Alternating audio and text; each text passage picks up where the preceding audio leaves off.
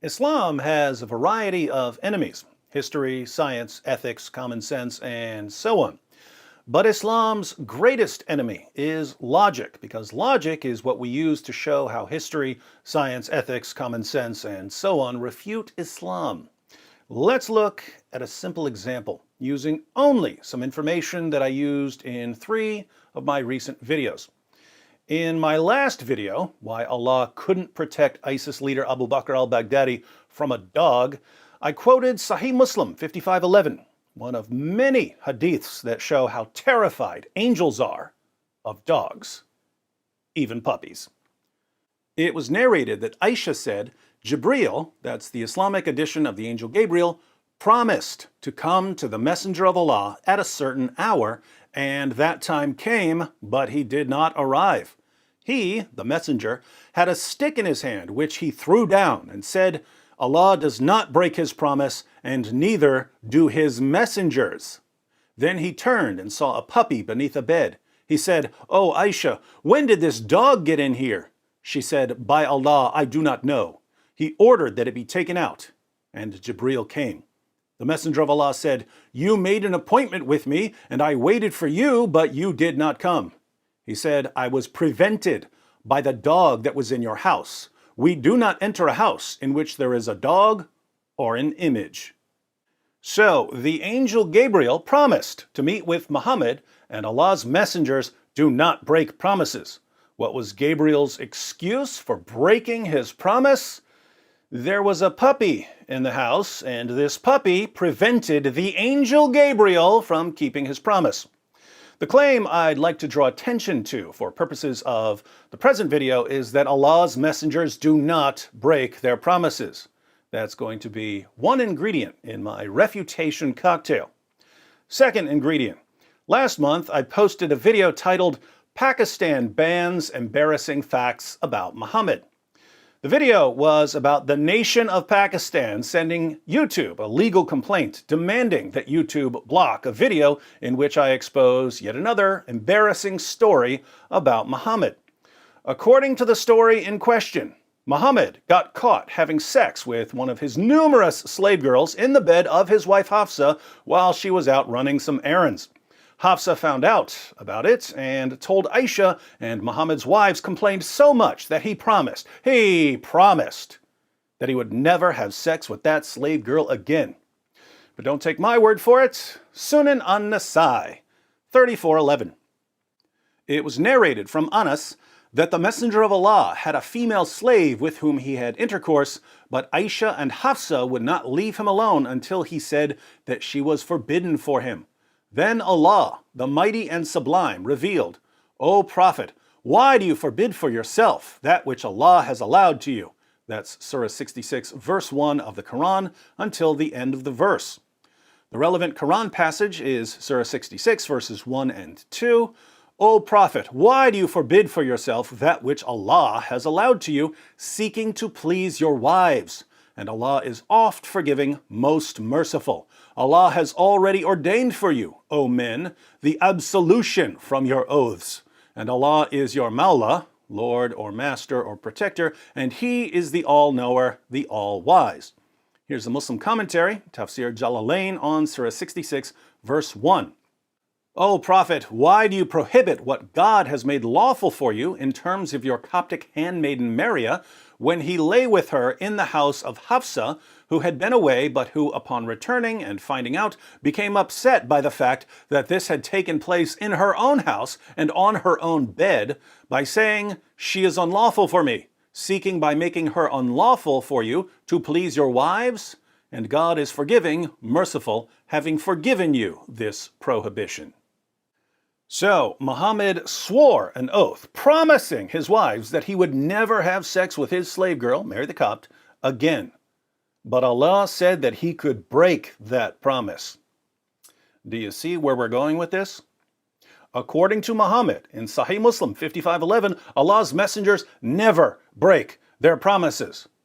According to Sunan an-Nasai 3411 and Surah 66 verses 1 and 2 of the Quran and Tafsir Jalalain, Muhammad broke his promise to his wives. What do we need if we want to draw a conclusion from these two facts? We need logic.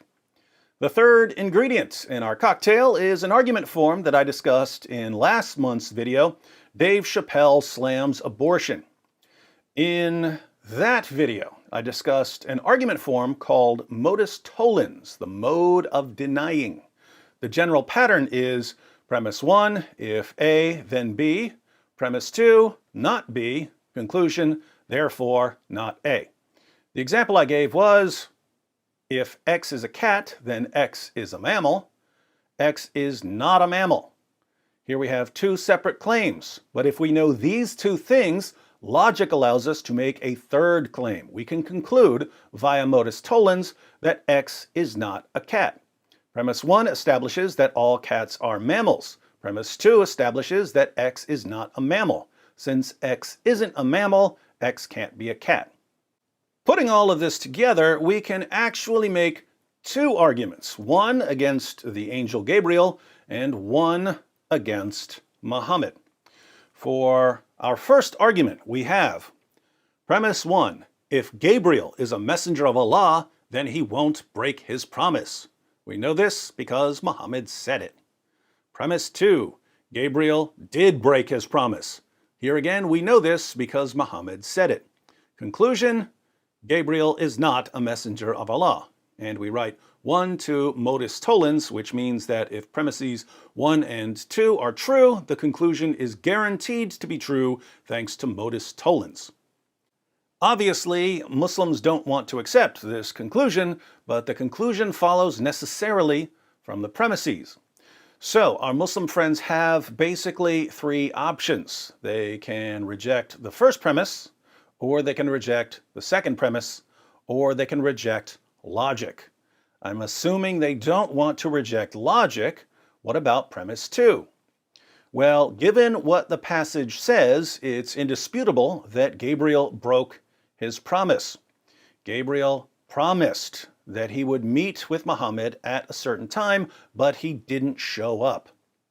So the only way to reject premise 2 would be to reject the source, but that comes with a cost. This hadith is classed as sahih, or strong, and when our Muslim friends throw out sahih narrations, they're basically telling us that even their most reliable narrations can't be trusted, and that even their most trusted narrators were liars, and that we therefore can't know much of anything about their prophet.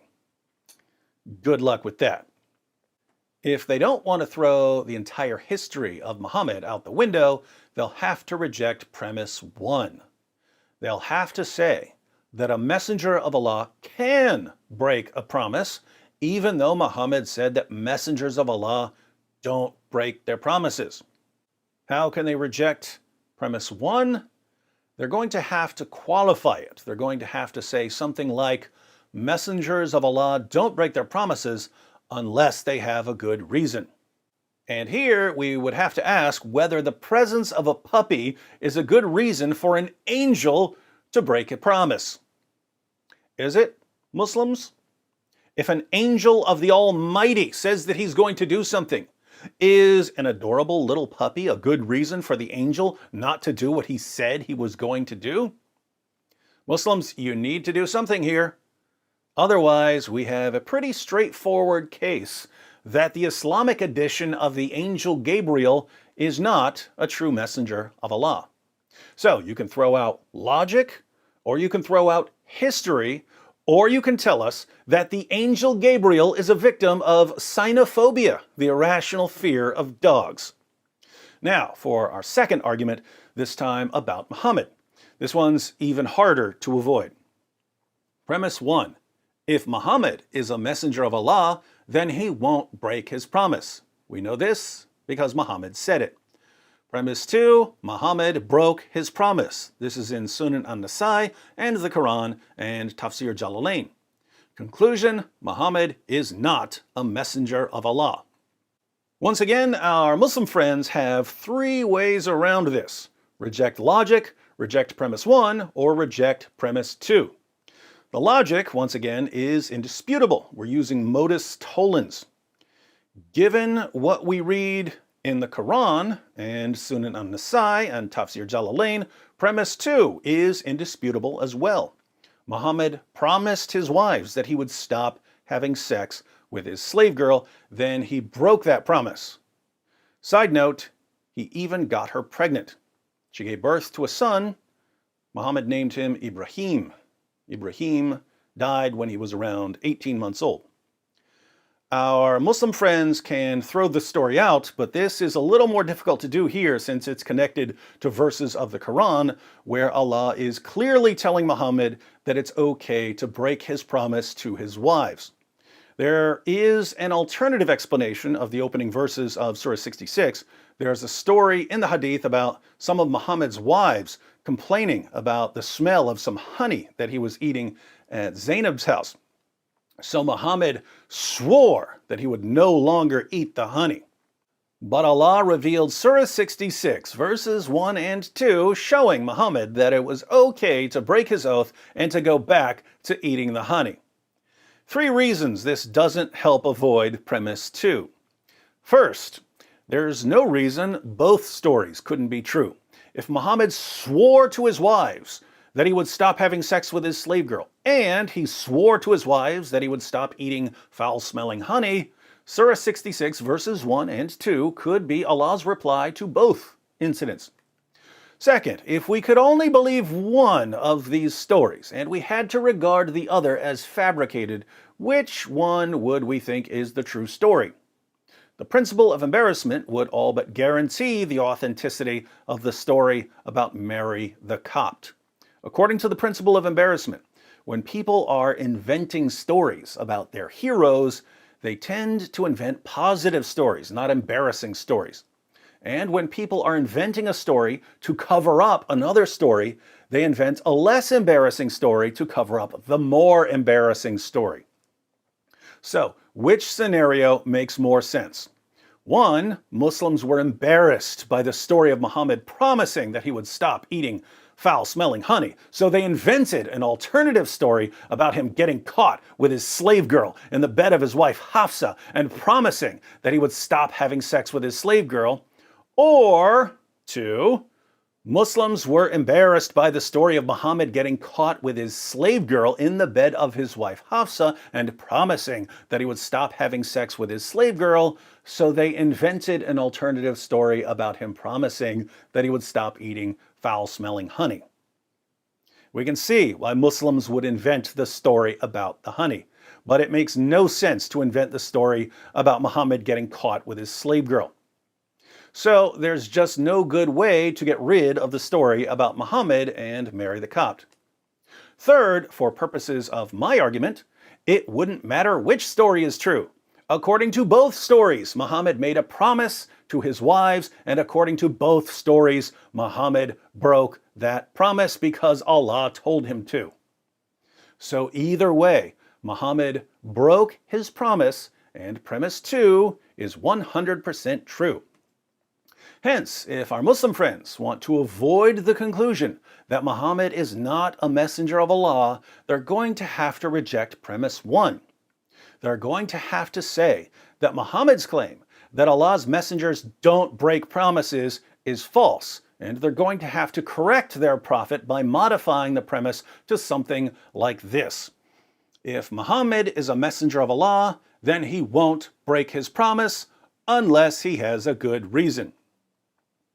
But what was Muhammad's good reason for breaking his promise? The reason comes from Allah in Surah 66 verses 1 and 2, where Allah said, Muhammad, I didn't order you to make that promise, so it's okay to break it. What's the principle here?